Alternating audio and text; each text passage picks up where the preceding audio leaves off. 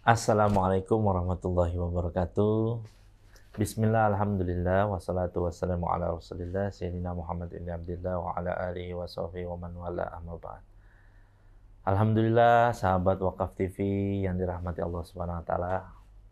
Kita jumpa lagi pada pertemuan kita yang kedua di bulan suci Ramadan ini. Gimana teman-teman sekalian, bulan puasa kali ini? Jangan ada lagi masalah-masalah stang motor belok sendiri ke warteg, jangan lagi ya teman-teman sekalian. Kita harus kuat berdoa kepada Allah ya, agar bulan suci Ramadan ini kita manfaatkan sebaik-baiknya, karena jangan-jangan ini adalah bulan suci Ramadan kita yang terakhir kali ya.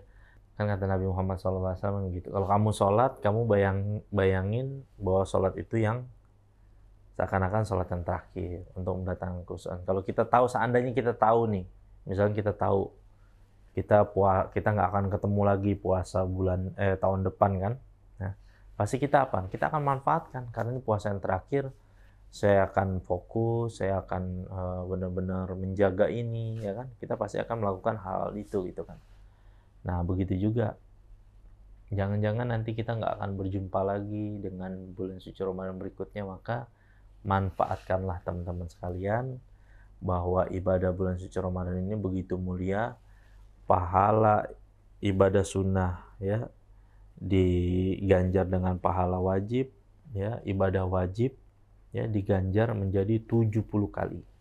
Jadi ini diobral habis-habisan ya bulan suci Ramadan ini, agar kita umat Nabi Muhammad SAW ini mendapatkan banyak kebaikan dalam bulan suci Ramadan. Oke sahabat Wakaf TV, teman-teman sekalian, kita kali ini ada pembahasan yang juga cukup menarik, masih mengenai bagaimana perbedaan daripada beberapa ayat-ayat yang ada di Bible dan juga beberapa ayat suci Al-Quran. Ya, bagaimana perbedaan mengenai yang kali ini kita akan bahas adalah mengapa di Alkitab Tuhan turun ke bumi sedangkan di Al-Quran tidak. Nah, ini kita udah mulai masuk ke perbedaan bahwa di Alkitab ini ya dijelaskan bahwa Tuhan itu turun ke bumi sedangkan di Al-Quran tidak. Maka kita akan lihat dulu sudut pandang yang pertama ya dari menurut Alkitab. Nah, dalam Kejadian, berpikirlah Tuhan, apakah aku akan menyembunyikan kepada Abraham apa yang hendak kulakukan ini? Apakah aku akan menyembunyikan kepada Abraham apa yang hendak kulakukan ini? Tuhan turun ke bumi untuk mengacau balaukan bahasa manusia, karena manusia melakukan apa saja bisa terlaksana. Dalam kitab Kejadian, ya, lalu turunlah Tuhan untuk melihat kota dan menara yang didirikan oleh anak-anak manusia itu. Dan ia berfirman, mereka ini satu bangsa dengan satu bahasa untuk semuanya. Ini barulah permulaan usaha mereka. Mulai dari sekarang, apapun juga yang mereka rencanakan, tidak ada yang tidak akan dapat terlaksana. Baiklah kita turun dan mengacau balaukan di sana bahasa mereka, sehingga mereka tidak mengerti lagi bahasa masing-masing. Tuhan turun ke bumi untuk melihat dan mengetahui kebenaran laporan malaikat yang sampai kepadanya menurut Alkitab. Masih menurut Alkitab di Kejadian, sesudah itu berfirmanlah Tuhan, sesungguhnya banyak keluh kesah orang tentang Sodom dan Gomora, dan sesungguhnya sangat berat dosanya. Baiklah aku turun untuk melihat apakah benar-benar mereka telah berkelakuan seperti keluh kesah orang yang telah sampai kepadaku atau tidak. Aku hendak mengetahuinya. Oke, kita sama-sama bandingkan dengan apa yang ada di dalam Al-Quranul Karim. Sedangkan di dalam Al-Quranul Karim, Allah Subhanahu wa Ta'ala tidak perlu turun ke bumi untuk melihat, mengetahui kebenaran laporan malaikat kepadanya. Karena dia mengetahui apa yang masuk dan keluar dari bumi, dan apa yang naik dan turun dari langit. Allah Subhanahu wa Ta'ala berfirman dalam Quran surat Al-Hadid, A'udzubillahi minasyaitonirrajim. Huwallazi khalaqas samawati wal arda fi sittati ayyamin summa stawa 'alal 'arsy ya'lamu ma yaliju fil ardi wa ma yakhruju minha wa ma yanzilu minas samai wa ma ya'ruju fiha wa huwa ma'akum aynama kuntum wallahu bima ta'maluna basir. Dialah menciptakan langit dan bumi dalam 6 masa, kemudian dia bersemayam di atas arsy. Dia mengetahui apa yang masuk ke dalam bumi dan apa yang keluar daripadanya dan apa yang turun dari langit dan apa yang naik kepadanya. Dan dia bersama kamu di mana saja kamu berada. Dan Allah Maha melihat apa yang kamu kerjakan. Di dalam surat yang lain, surat At-Talaq ayat ke-12, Allah Subhanahu wa taala berfirman, Allahul ladzi khalaqas sab'a samawati wa minal ardi mithlahun yatanazzalul amru bainahunna lita'lamu annallaha ala kulli syai'in qadir wa annallaha qad ahata bikulli syai'in ilma. Allah lah yang menciptakan 7 langit dan seperti itu pula bumi. Perintah Allah berlaku padanya agar kamu mengetahui bahwasannya Allah Maha Kuasa atas segala sesuatu. Dan sesungguhnya Allah ilmunya benar-benar meliputi segala sesuatu. Dan Allah Subhanahu wa taala berfirman di Quran surat Al-An'am ayat ke-59. Wa indahu mafatihul ghaibi la ya'lamuha illa hu wa ya'lamu ma fil barri wal bahr. Wa ma tashkutu min waraqatin illa ya'lamuha wa la habbatin fi zulumati wal ardi wa la habbatin fi zulumatil ardi wa la ratbin wa la yabisin illa fi kitabim mubin. Dan pada sisi Allah lah kunci-kunci semua yang gaib. Tidak ada yang mengetahuinya kecuali Dia sendiri, dan Dia mengetahui apa yang di daratan dan di lautan. Dan tidak sehelai daun pun yang gugur melainkan Dia mengetahuinya. Dan tidak jatuh sebutir biji pun dalam kegelapan bumi, dan tidak sesuatu yang basah atau yang kering, melainkan tertulis dalam kitab yang nyata. Dan juga Allah Subhanahu wa taala berfirman di dalam Quran surat Al-Hasr ayat 22 sampai 24, Huwallahu alladzi la ilaha illahu alimul ghaibi wasyahadati warrahmanur rahim. Wallahu alladzi la ilaha illahu al-malikul quddusus salamul mu'minul muhaiminu azizul jabbaril muttakabbir. Subhanallahi amma yusyrikun. Wallahul khaliqul bari'ul musawwirul lahul asma'ul husna. Yusabbihu lahu ma fis samawati wal ardi wa huwal azizul hakim. Dialah Allah yang tidak ada Tuhan selain Dia. Maha mengetahui yang gaib dan yang nyata. Dialah yang Maha Pengasih lagi Maha Penyayang. Dialah Allah yang tidak ada Tuhan selain Dia, penguasa, Maha Suci, Maha Sejahtera, Maha Pemberi keamanan, Maha Memelihara, Maha Perkasa, Maha Kuasa, yang memiliki segala keagungan. Maha Suci Allah daripada apa yang mereka persekutukan.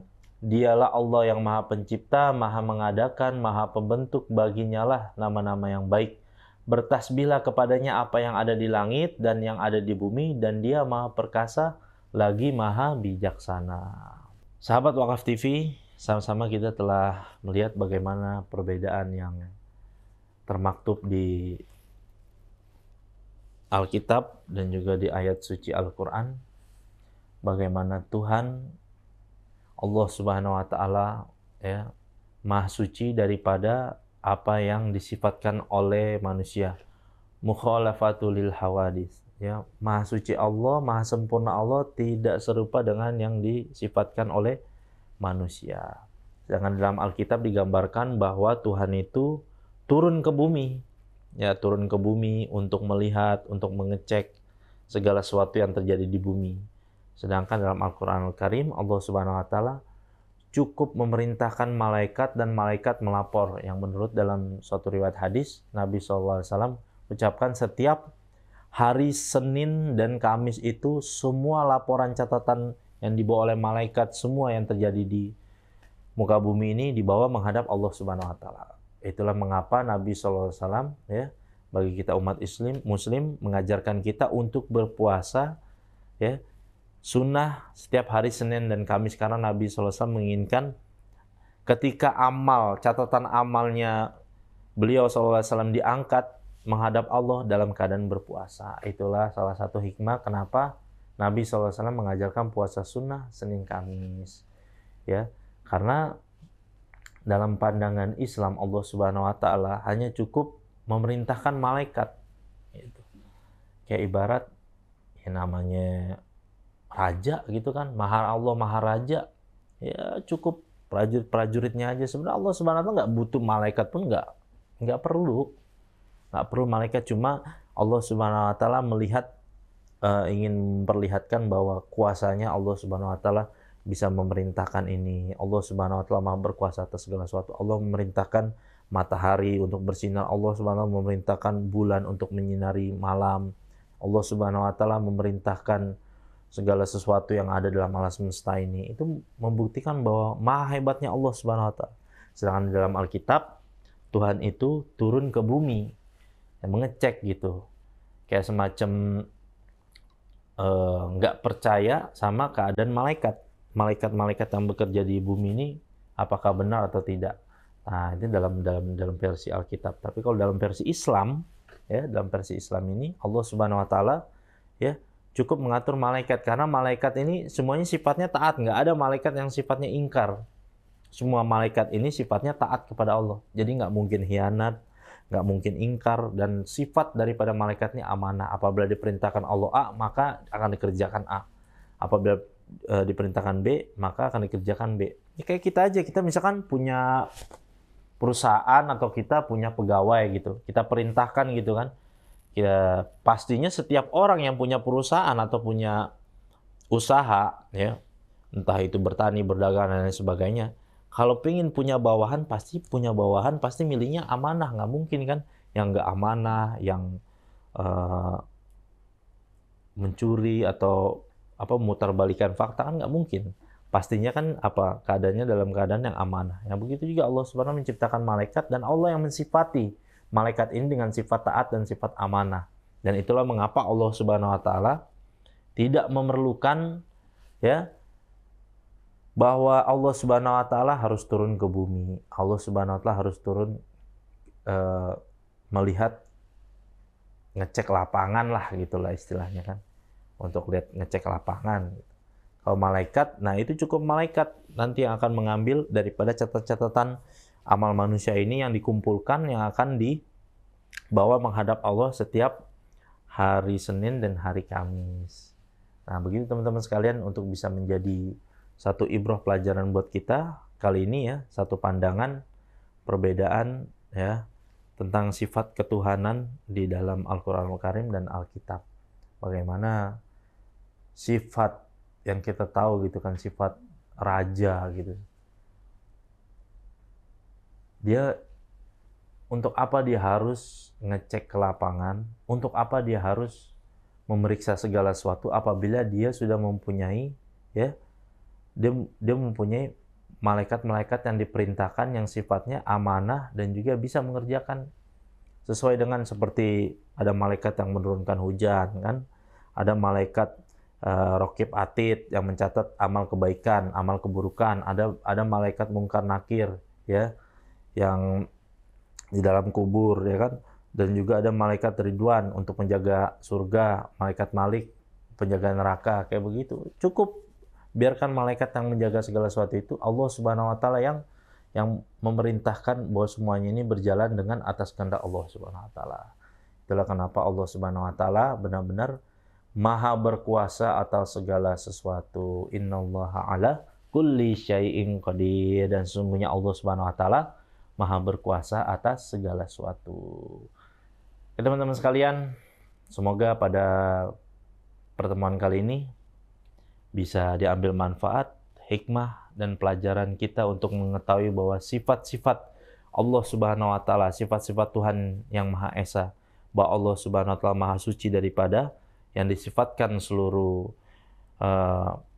orang-orang yang tidak beriman kepada Allah Subhanahu Wa Taala, bahwa Allah Subhanahu Wa Taala tidak serupa dengan makhluknya. Allah Subhanahu Wa Taala maha hebat, maha perkasa lagi maha bijaksana. Untuk pertemuan kali ini ya cukup sampai di sini.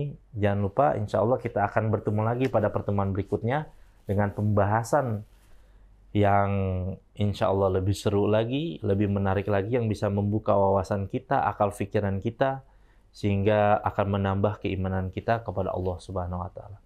Wabillahi taufiq wal hidayah. Wassalamualaikum warahmatullahi wabarakatuh. Jadi salah satu hambatan di jalannya, ya ini nih. Nah ini salah satu.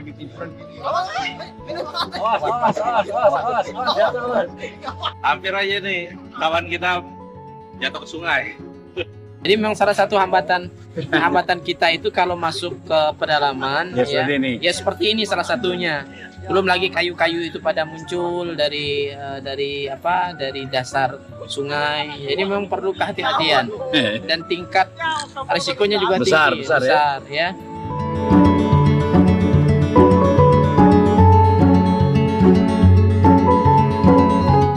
Ya begini kondisi ketika kita masuk ke pedalaman Sintang, Kalimantan Barat, kita memang harus bisa membaca kondisi sungai, kondisi alam. Kalau pada saat air naik kita aman, pada saat air surut maka kondisinya kita harus berhati-hati. Pada siang hari ini kita akan berangkat menuju Desa Mentatai. Dalam perjalanan insya Allah bisa ditempuh nanti bersama dengan tim kurang lebih 6-7 jam. Pada malam hari nanti kita akan bertemu dengan warga umat Islam yang ada di pedalaman Desa Mentatai.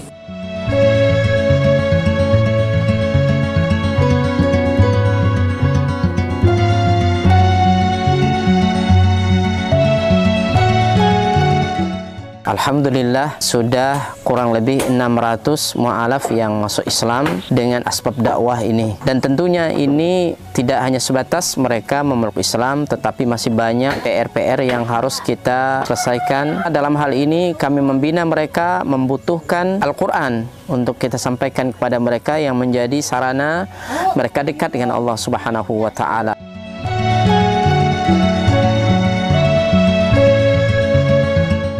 Kami berharap dan mengharapkan bantuan dari seluruh kaum muslimin untuk mensupport dakwah ini dengan berwakaf Al-Quran di Badan Wakaf Al-Quran. Luar biasa.